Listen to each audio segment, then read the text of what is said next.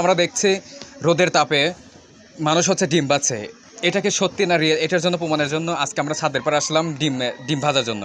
এই সূর্যের তাপে আজকে আমরা ডিম ভাজবো, সেজন্য একটা ডিম, চামিচ আর লবণ নিয়ে আসলাম। তো চলেন দেখা যাক হচ্ছে কি হয় না।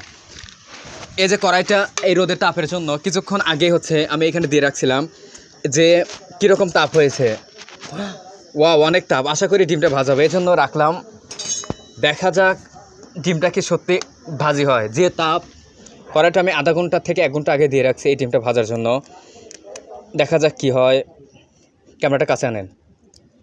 আজকে আমরা সূর্যের তাপে আজকে আমরা ডিম ভাজেই ছাড়বো। এজন্য ডিমটা ভালো করে পরিষ্কার করে ফাটিয়ে নিলাম। দেখা যাক কি হয়।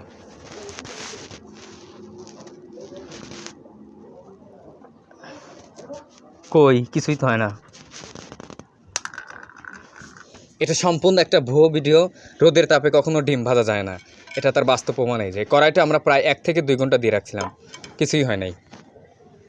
তো আজকের ভিডিও এই পর্যন্ত। এটা একটা ভুয়ো ভিডিও।